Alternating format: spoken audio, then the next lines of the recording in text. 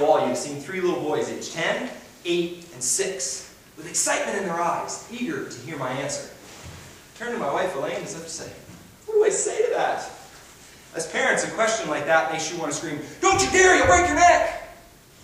And another part of you wants to say, you can do anything you set your mind to.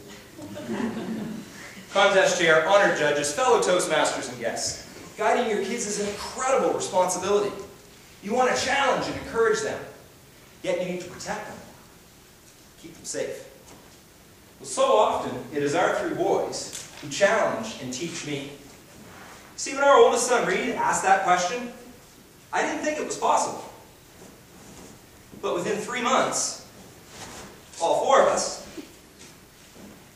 could do this. Reed is now 12, still pushing limits. Have you ever heard, give them an inch, they'll take a mile? Reed's grandfather says, give that boy an inch, he thinks he's a ruler.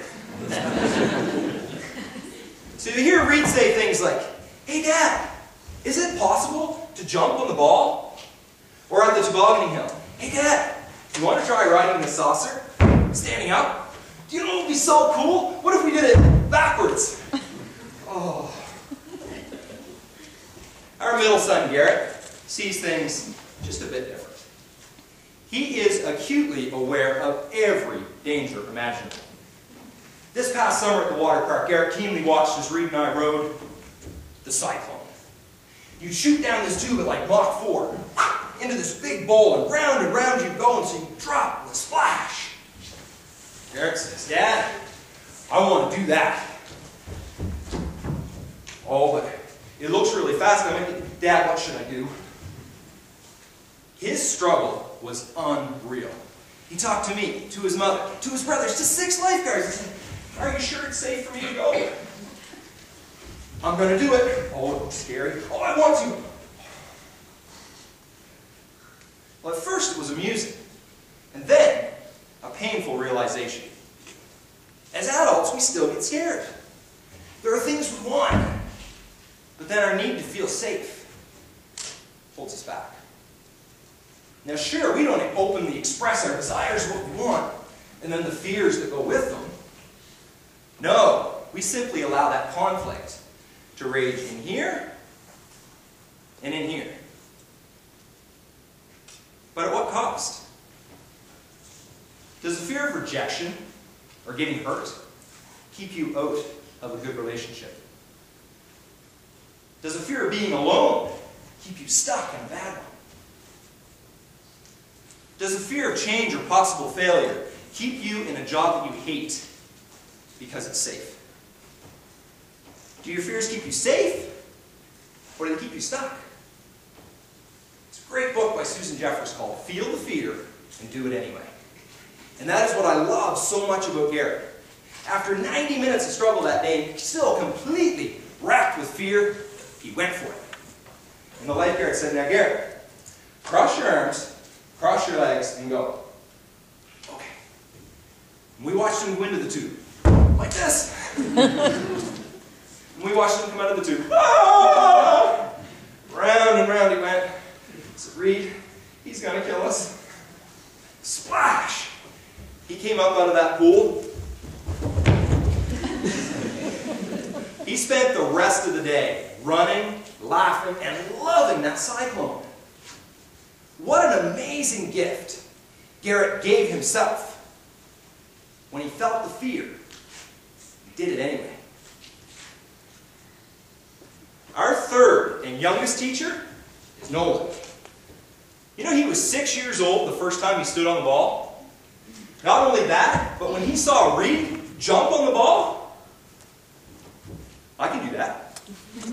Elaine and I stood back and watched him try.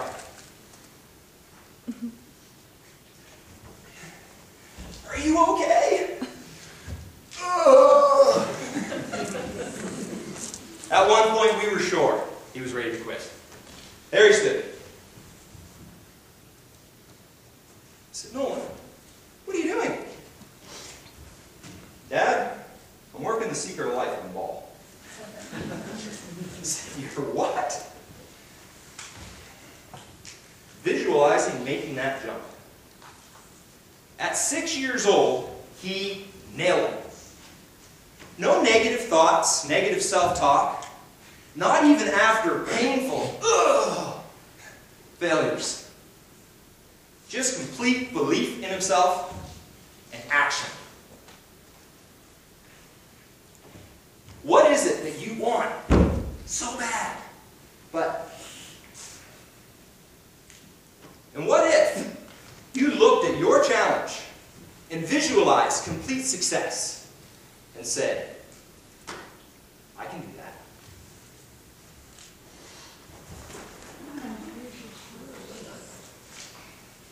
What amazing gifts could you give yourself if, like Garrett, you felt the fear and did it anyway?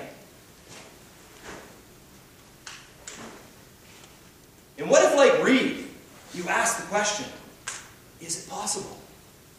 And then, with each level of success that you enjoyed, you allowed it to open your mind to greater and greater possibilities. Was that a little bit scary? I wish you could have been there to see the fear and the doubt in my eyes, but more importantly, the excitement in theirs. When Reed said, hey Dad, is it possible to walk on a ball? Contest chair.